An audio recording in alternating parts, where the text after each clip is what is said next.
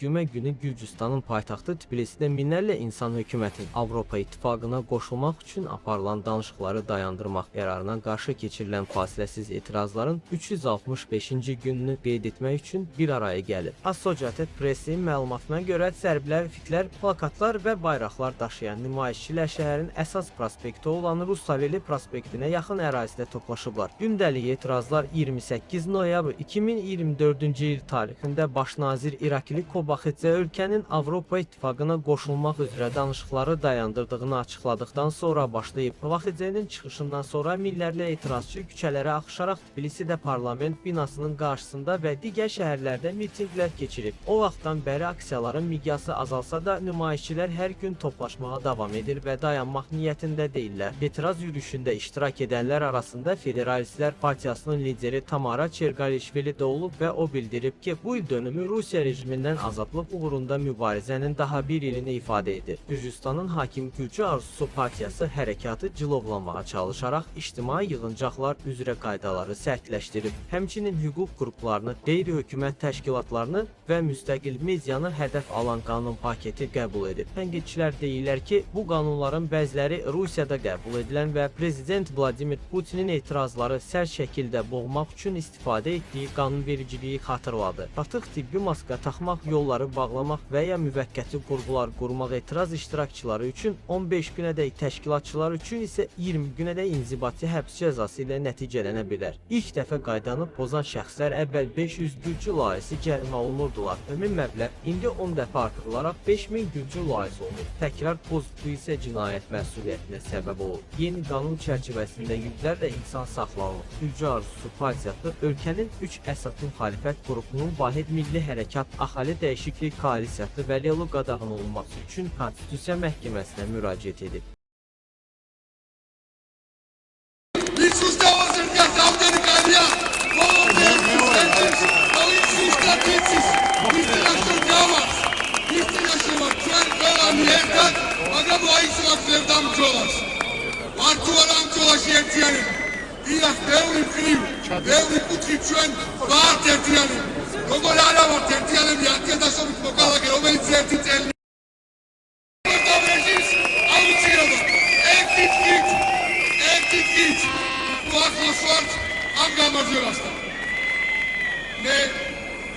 მე მინდა გითხრათ, რომ დღეს აქ მომმართავ ძალიან ბევრი განსხვავებული ადამიანი, სხვადასხვა პოლიტიკური თუ სამოქალაქო ჯგუფის წარმომადგენლები და მე მინდა რომ სიტყვა გადავსე პარტია გირში მებრძოლო ქართველო ხალხო, მივესალმები უკრებულ ყველა პოლიტპატიმარს, რომელიც ყველაზე თავისუფალია ამ ქვეყანაში ახლა და მივესალმები ჩვენ ძვირფას ემიგრანტებს. ერთი წელი გავიდა, რაც კობახიძემ დააორგანიზა ეს უწყვეტი აქცია. ერთი წლის წინ აქ ხალხი გამოვიდა დამოუკიდებლად, თვითნებურად, საკუთარი დამოუკიდებლობის შესანარჩუნებლად. და მის მერე ერთი წლის განმავლობაში ჩვენ უწყვეტად ვიცავთ საკუთარ ღირსებას, იდენტობას და ქვეყნის ევროპულ მომავალს. ფაქტი არის ერთი, ქართულ ოცნებას ძალიან ეშინია თქვენი უწყვეტობის და თქვენი პროტესტის. ზუსტად ამიტომ გახდნენ ძალიან სასაცილოები. ერთ დღეს ერთმანეთს რო ჭამენ, მეორე დღეს პირბადეებს რო ლუფავენ და მესამე დღეს მოქმედ და ყოფილ კორუფციონერებს ციხეში რო სვამენ. ჩვენ აუცილებლად გავიმარჯვებთ ერთობით. ერთობა არის გამოსავალი და ერთობლივად ჩვენ უნდა შევძლოთ რეჟიმის დასუსტება. რეჟიმი დასუსტებდა მაშინ, როცა ჩვენ გავაგზავნებთ არ თანამშრომლობის ბრძოლას, საგარეო წეხის გაზრდას და საერთო სახალხო პროტესტის გაძლიერებას. ეს უნდა შევძლოთ ყველამ ერთად და მხოლოდ ამ შემთხვევაში ჩამოიშლება ქართული ოცნების რეჟიმი. მათ ეშინიათ ძალაუფლების დაკარგვის და ჩვენ გვეშინია დამოუკიდებლობის და თავისუფლების დაკარგვის და ზუსტად ამ სიმართლის გამო გავიმარჯვებთ ძალიან მალე. თავისუფლება რეჟიმის ტყვეებს სიტყვას გადავცემ პარტია დროას გიგა ლემოჯავა.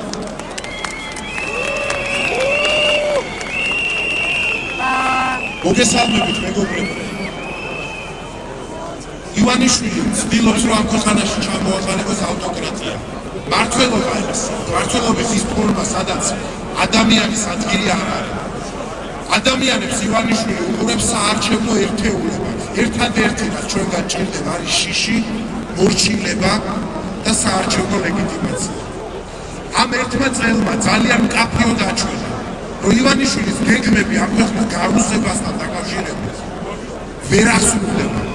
ერთი წლის თავზე რუსთაველის გამზირზე ისევ ერთად დგავართ ძალიან ბევრი და კიდევ ერთხელ ვამბობთ, რომ ამ ქვეყანაში რუსეთი არ იქნება. საქართველო იყო, არის და იქნება ერთიანი ევროპული სივრცის ნაწილი. ევროპა საქართველოში და საქართველოს ევროპაში ჩვენ აუცილებლად დავაბრუნებთ რეჟიმის ჩამოშლის გზით, ახალი თავისუფალი და სამართლიანი არჩევნების გზით, ჩვენი მეგობრების, თანამებრძოლების, პოლიტიკური წვეების, ციხეებიდან გათავისუფლების გზით და ჩვენ დავაბრუნებთ ადამიანს, როგორც მთავარ ღირებულებას ამ ქვეყანაში. ურმესი მადლობა ყველას, ვინც დღეს აქ მოვიდა, ვინც კიდევ ერთხელ გაუცრუა იმედი ბიძინა ივანიშვილს და ვლადიმერ პუტინს, მის პატრონს კრემლში. იმედები იმასთან დაკავშირებით, რომ პროტესტს დაასუსტებდა, შეანელებდა და გააქმნიდა.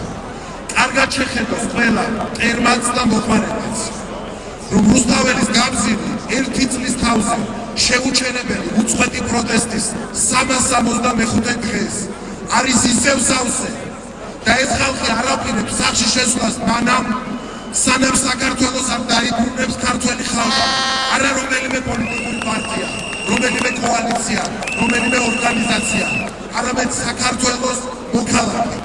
ეს დღე არ არის შორს, თუმცა ჩვენ მზად უნდა ვიყოთ ბრძოლისთვის იმდენ ხანს, რამდენი ხანით საჭირო იქნება გამარჯვებისთვის.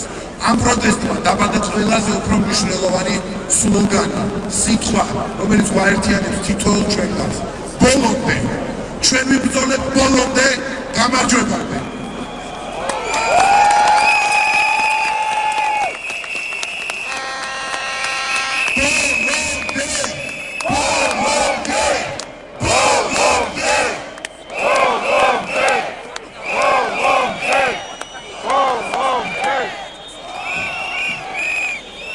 ევროპული საქართველო ადონი აკაკი დობოხიძე.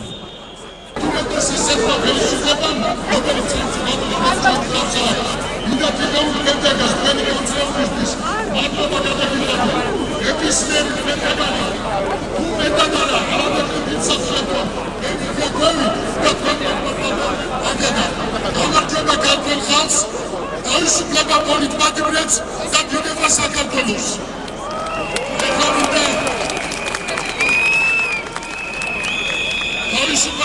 თავისუფალი მოედანი ლევან ცუცკირიძე.